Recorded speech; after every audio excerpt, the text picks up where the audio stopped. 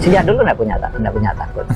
Ada makan apa gitu Pak? Supaya Saya percaya, saya dulu waktu di TVRI dipanggil RDP aja derdek-derdek. Oh, saya percaya Tuhan. Ya itu yang saya lihat. Ini kok teman-teman kalau dipanggil DPR pada takut. Menteri itu harus menyiapkan ini, menyiapkan itu, melobi ini, melobi itu. Lah ngapain? Saya bilang datangnya aja. Datangin aja. Kalau ditanya gitu, ya dijawab aja. Ditanya kenapa? Kalau Anda tidak salah jawab aja. Kalau saya ditanya ya jawab gitu aja. Ini biar ada keseimbangan lah. Ya. Pengalaman saya adu-adu gitu lempar ke publik aja.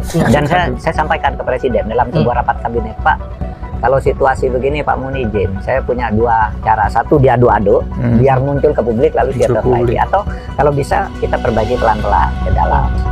Saya Pak, tapi begitu saya jadi Menko kan waktu itu Asabri, Jiwasraya kita bongkar semua, Garuda, satelit di TNI. Waktu TNI itu orang bilang apa berani ke TNI. Selama ini tidak ada yang berani membuka TNI. Saya berani, saya bilang. Itu Asabri saya buka. Itu jenderal yang ngancam saya mau mempolisikan, mau nangkap apa itu. Dia yang sekarang masuk penjara. Itu jenderal, bukan 3 legend gitu.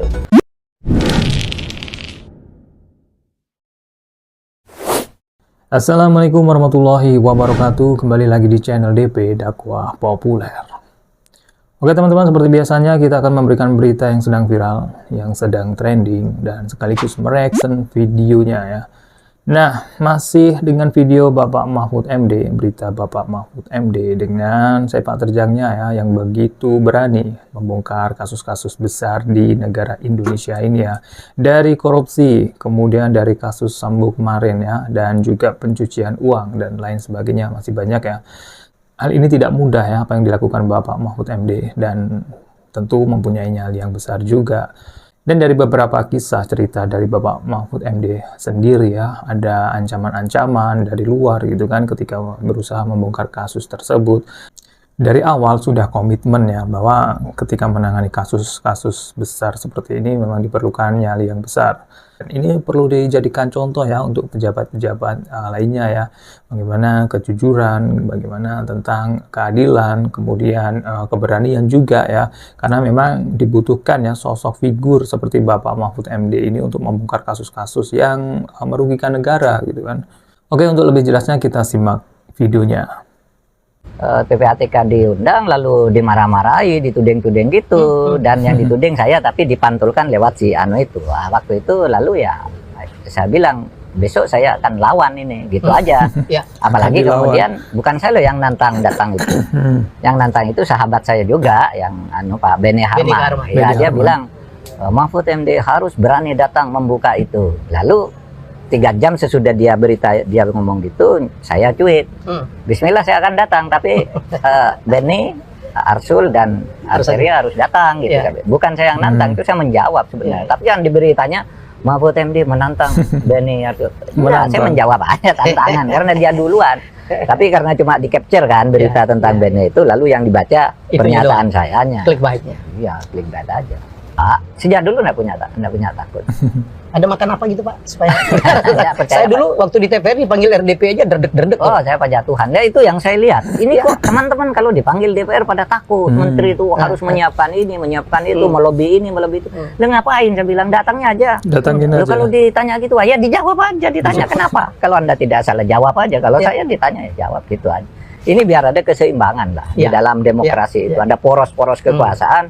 Jangan DPR itu pengawas. Loh, pengawas itu tidak lebih tinggi loh itu. Hanya fungsinya aja pengawas. Iya. Minimal sejajar ya Pak. Minimal sejajar. Gitu. Saya selama ini melihat kalau menteri ke DPR kok seperti bawahan ya. Ada yang dimarah-marah, sejajar ya. Kalau saya bilang jangan dong, kalau saya jangan dimarahi. Kita nih sejajar bilang.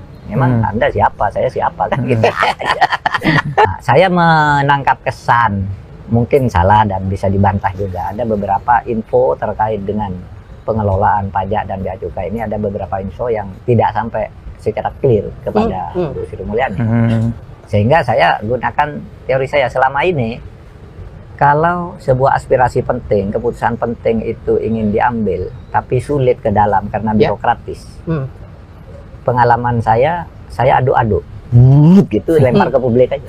Dan saya sampaikan ke presiden dalam sebuah rapat kabinet, Pak, kalau situasi begini Pak Muni izin, saya punya 2 cara. Satu diadu-adu biar muncul ke publik lalu dia perbaiki, atau kalau bisa kita perbaiki pelan-pelan ke dalam.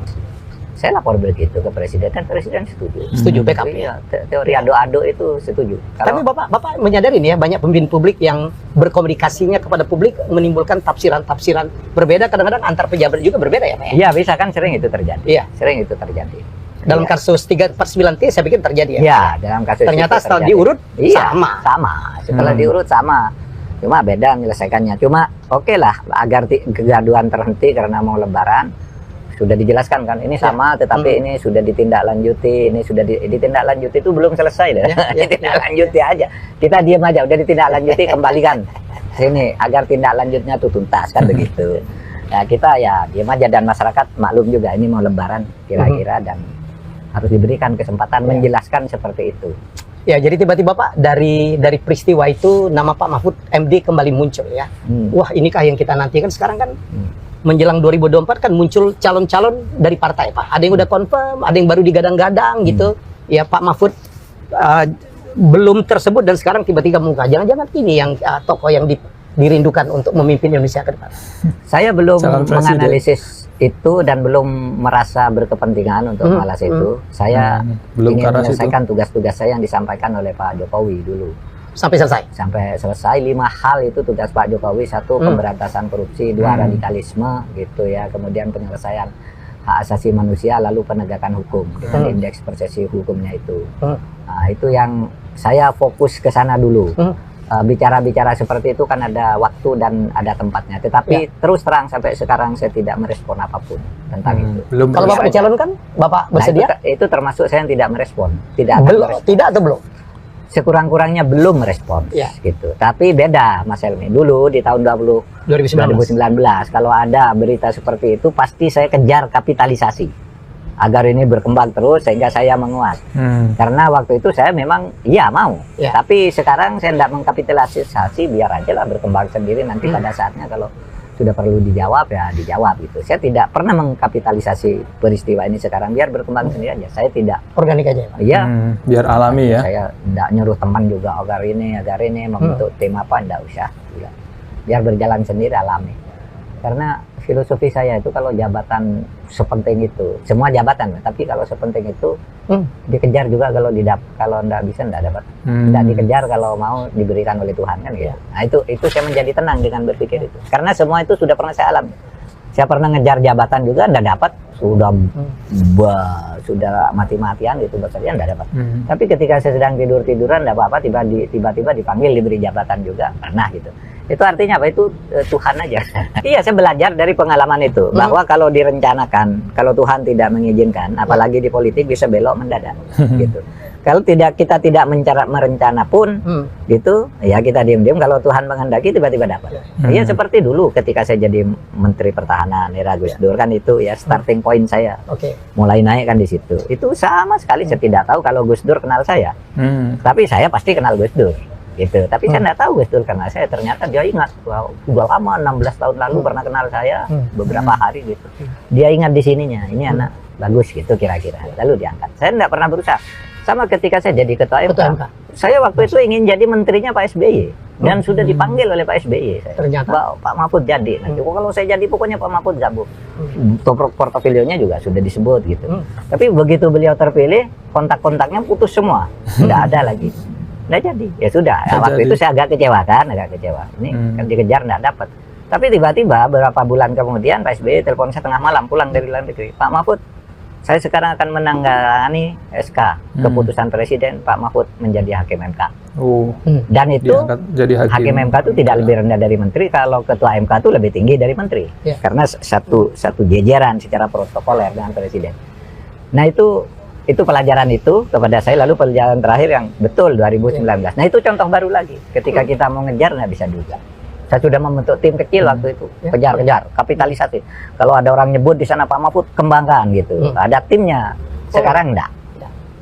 Udahlah biarin sendiri. Nanti Tuhan tuh akan menentukan. Kalau Tuhan berkehendak. Kalau Tuhan berkehendak itu. Pada waktu itu Pak Jokowi sportif. Begitu ngomongkan bukan saya, dia manggil saya ke istana, memberitahu Pak Mahfud betul. Saya yang meminta Pak Mahfud menjadi wapres, saya yang menukarkan Pak Pratikno, memegang Pramono, menugas Jati Agama, membriefing saya bagaimana cara mendaftar, apa yang disiapkan bahwa saya harus naik sepeda boncengan sama Pak Jokowi ke KPU gitu sudah diatur semua. Nah karena Pak Jokowi ngakui itu, saya ya sudah Pak, kalau saya jadi bapak mungkin saya melakukan hal yang sama kan gitu. Itu satu. Lalu yang kedua Pak Jokowi waktu itu mengatakan, Pak Mahfud, pekerjaan di kabinet ini masih banyak, bukan hanya Wapres. Nanti Pak Mahfud ya tolonglah tetap bersama saya bantu-bantu waktu itu. Oleh sebab itu ya sudah ini. Lalu saya membayangkannya itu, Bung Karno dulu sudah berkuasa 20 tahun, dirampas kekuasaannya.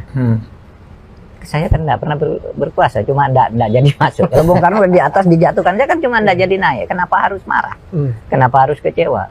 Pak Mahfud itu kok diem aja, wong ini sudah lama. Lalu saya baru jadi Menko.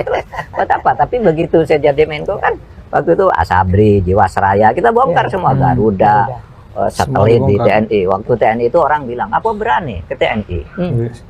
Selama ini tidak ada yang berani membuka TNI.